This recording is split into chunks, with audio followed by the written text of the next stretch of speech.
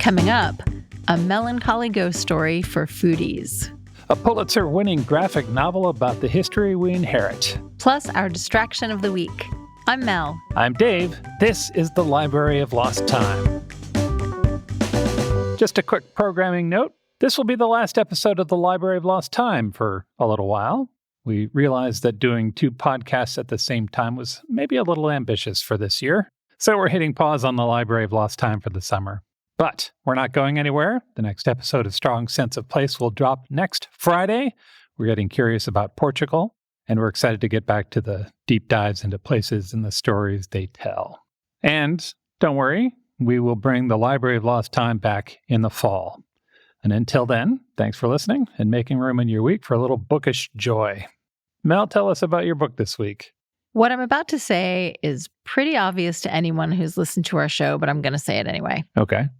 I love to eat. Yeah, same. Eating is just such a pleasure. I like to talk about food. Yep. I like to read about food. Sure. I like to read a cookbook front to back. Yeah. But even more than that, I love a novel that includes food like it's a character. Books like Black Cake by Charmaine Wilkerson. That one is set in Jamaica. Or Butter Honey Pig Bread by Francesca Ekawasi. That one's about sisters in Nigeria. Cinnamon and Gunpowder by Eli Brown. That's the story of a wildly creative chef kidnapped by a lady pirate. And because I like to say gentleman in Moscow as often as I possibly can, there's some really fantastic food in that book as well. There is. One of my best reading experiences of 2024 was Piglet by Lottie Hazel.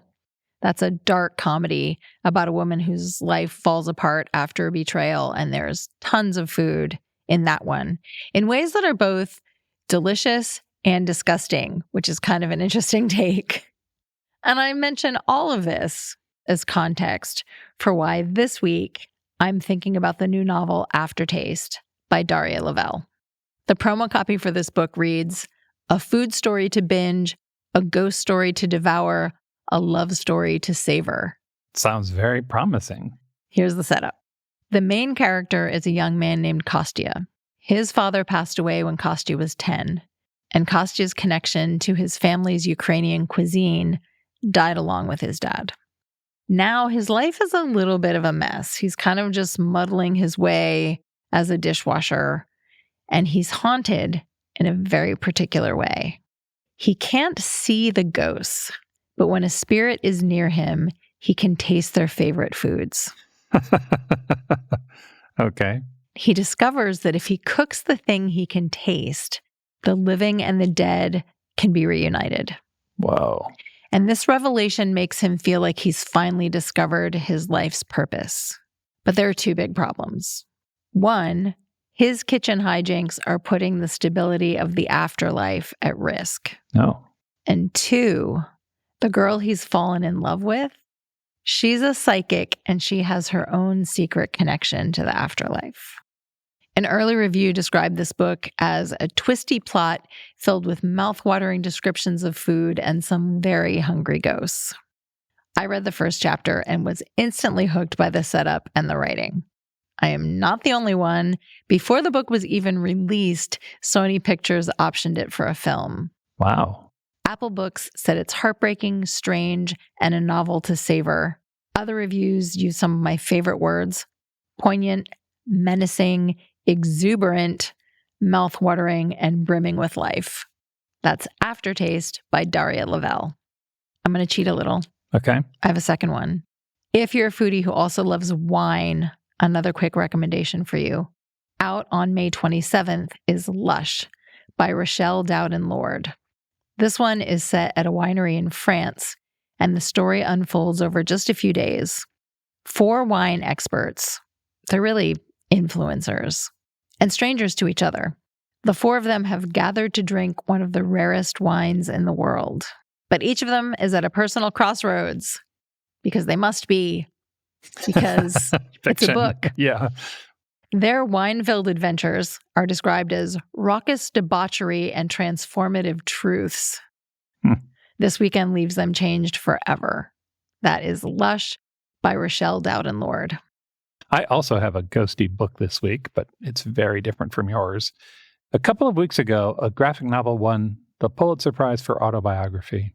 That book is called Feeding Ghosts, a graphic memoir, and it's by Tessa Halls. And I hadn't read it yet, so I picked up a copy, and now I am going to join the very long line of people saying, wow, this is really good. I mean, it's always nice when a prize-winning book is also something you want to read. Yeah, it's true. The book is an autobiography, but it's also a multi-generational family saga. It's about the author, Tessa Halls, her mother, and her grandmother. They are 3 generations of Chinese women grappling with politics and trauma and exile and maybe even mostly each other. And for me, there are 2 things that make this book stand out from other memoirs. First, there's Tessa's voice. She is emotionally honest and self-aware and compassionate, even for writers.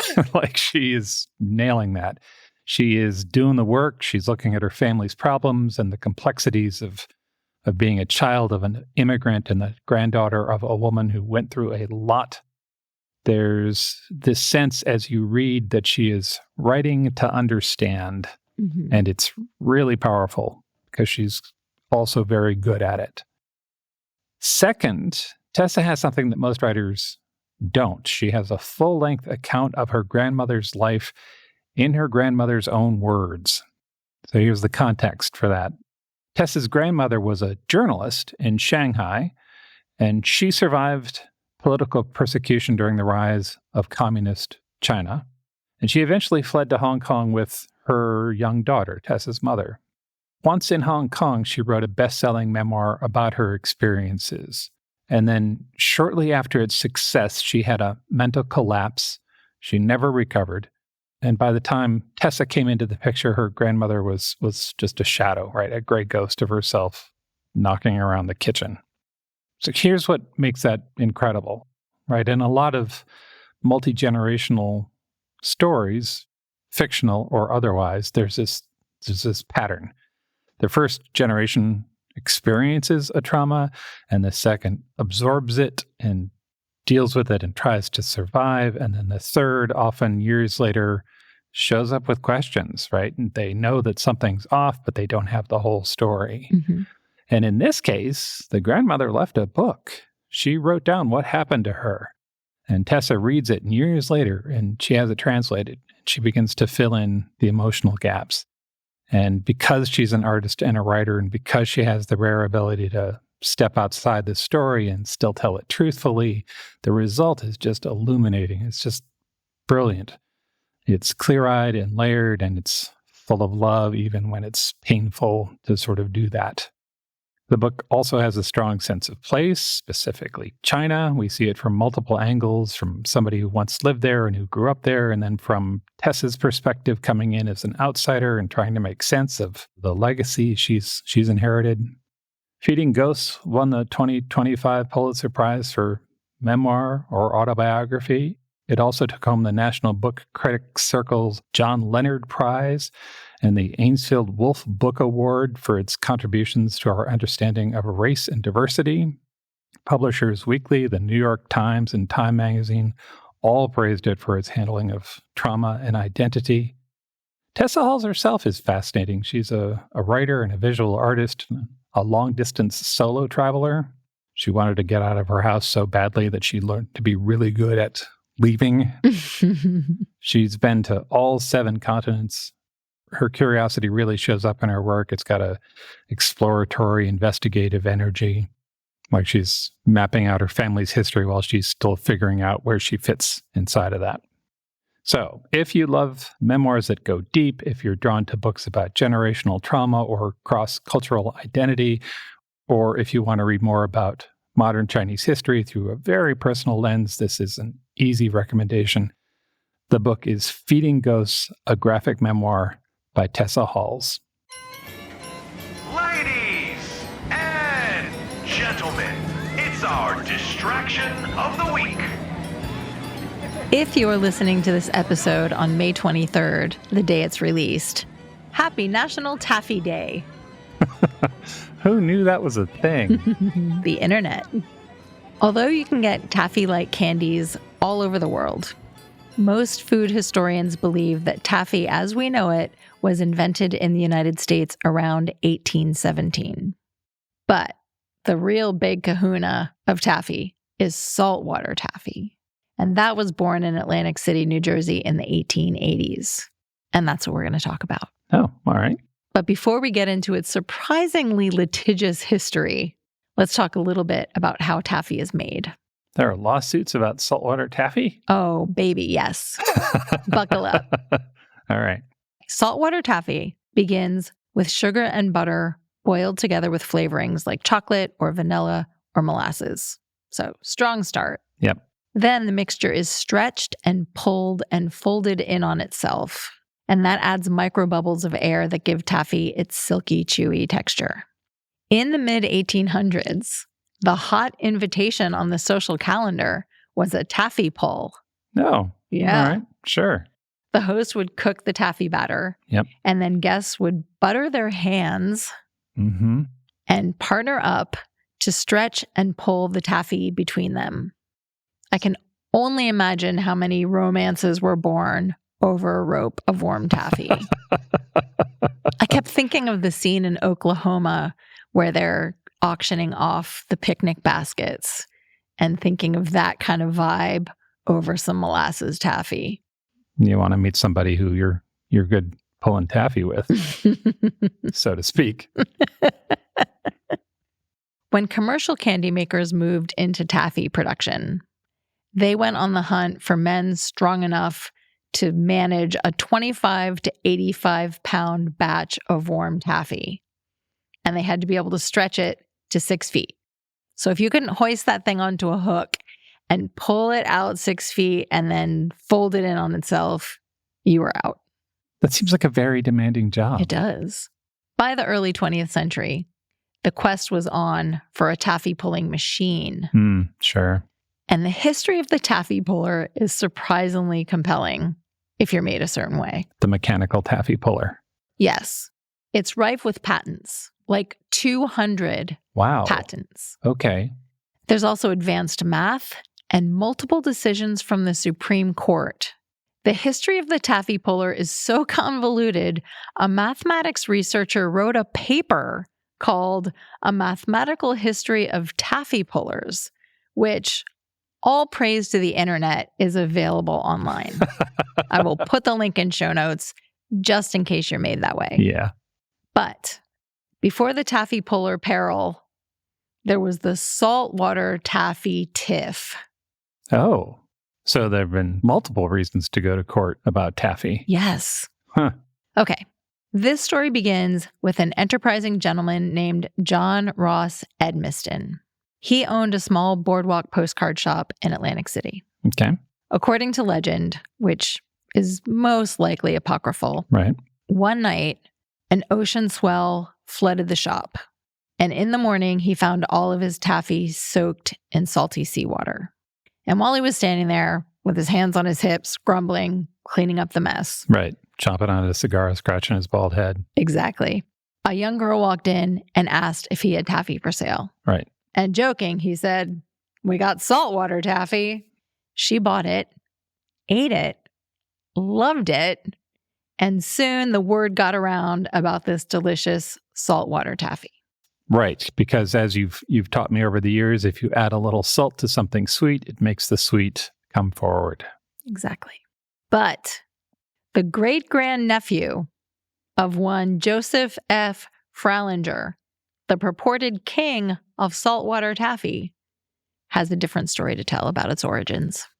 And this man, The king, the king's offspring, has written a historical account online. of saltwater taffy. Yes. And his family's engagement in said. Yes. Uh-huh. And okay. this is how it begins. All right.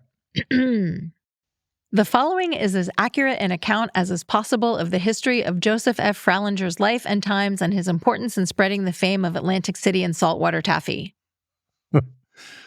That's a fantastic sentence, and I'm betting it does not pay off. I mean, it pays off if you think a really, really long scrolling internet page is a payoff. I encourage you to read the whole thing. Okay. Because it's one of those amazing turn of the century stories in which our hero has multiple careers as a glassblower, a bricklayer, a fishmonger, and a pro baseball player. Wow. And then lands himself in the history books for a completely different thing. So one of those lovely biographies from the turn of the century where everybody seemed to know everybody and did everything. Yes. So how does this all relate to Taffy? Right. In 1884, Fralinger opened a cigar store at 724 Atlantic Avenue in Atlantic City. Yeah. Again, with a nod to the turn of the century entrepreneur, he opened a different concession stand in another location that sold apples, cider, water, and the latest trend in summer drinks, lemonade. Oh. And according to the lore, he attracted visitors to his stand by juggling lemons. Okay. I mean, this guy, Yeah. he was like the Barnum and Bailey of snack foods. Okay, so what happened next is up for debate. According to one account, at the end of that summer of 1884, Edmiston, you remember this guy, the guy earlier whose shop was hit by the ocean wave. Right. Yeah. Edmiston got into fisticuffs with his landlord. Oh. And that shop was just located across the boardwalk from Fralinger's shop. So the landlord comes over to collect the rent. The original taffy maker says, "Get away from my store, you scallywag." The landlord says, "I won't." And that goes to fisticuffs. According to the story. Okay. Yeah. So Fralinger is attracted by the noise. All right. And he goes outside. Yep. And in a huff, the landlord looks at him and says, "You want to take over this concession next summer?" And Fralinger says, "Yeah, of course." Okay. So clearly the original taffy maker had anger issues, and Fralinger comes around and takes advantage of that. Yes. So Fralinger spends the winter learning about candy making. And by spring, he'd mastered molasses, chocolate, and vanilla taffy. Okay. Eventually, he developed 25 flavors. Wow. Yeah. All right. Also, at some point, Fralinger realized he could box up the sweets for people to take home. This was a big innovation at the time. Taffy to go. Taffy to go. Hawkers on the trains to and from the city used to chant, "Don't go home and say, 'I wish I had a Gotta box.'" I mean, talk about a good slogan. Yeah, I hope they were all from Brooklyn. That 1 pound box became an iconic Atlantic City souvenir. You can still, today, buy a 1 pound box of Fralinger's that has the original illustration on the box from the 1920s. Oh, that's cool. By 1909, Fralinger had 4 locations on the boardwalk. Life was sweet. But in 1923, Edmiston, that old devil, re-enters the chat. As you might expect from a guy with anger issues, he comes back. He obtained trademark number 172016 for the name Saltwater Taffy. Oh. And then he used that as leverage to demand royalties from every taffy company, including Fralinger's. As you might expect, countersuits were filed. Right. It went all the way to the Supreme Court. And in 1925, the court finally ruled against Edmiston. This is what they said. Saltwater taffy is born of the ocean and summer resorts and other ingredients that are the common property of all men everywhere. That's amazing. The next year, Fralinger's saltwater taffy was awarded the gold medal for quality at the Sesquicentennial International Exposition in Philadelphia. And you can right now today buy a box of Fralinger's in person at shops in Cape May, Ocean City, and Atlantic City. And you can order it online. Nice. Just in case you can't get to the boardwalk. Yeah. If you would like to try your hand at taffy making yourself, it actually doesn't seem that difficult. If you have a pot, a candy thermometer, and stamina, you're good to go. You combine sugar, butter, vanilla, salt, and other flavorings and just cook it until it reaches a particular temperature. Then you let it cool a little bit and start stretching. Do you want to know how long? Okay. 15 minutes. Oh, that's not too bad. Butter your hands and grab a friend, I guess. Yeah, well, I mean, you can do what they did in the mid 1800s and get a bunch of friends together, and now you've got a pile full of taffy, and it's midsummer, and maybe a pool nearby, and that sounds fantastic. Taffy Nation, feel the vibration. Sticky situations, candy celebration. Say it loud and don't delay. It's Worldwide Taffy Day. Ho! Visit strongsenseofplace.com/library for more on the books we talked about today and the recipe for homemade saltwater taffy. Thanks for joining us in the Library of Lost Time. Remember to visit your local library and your independent bookstore to lose some time yourself. Stay curious. We'll talk to you soon.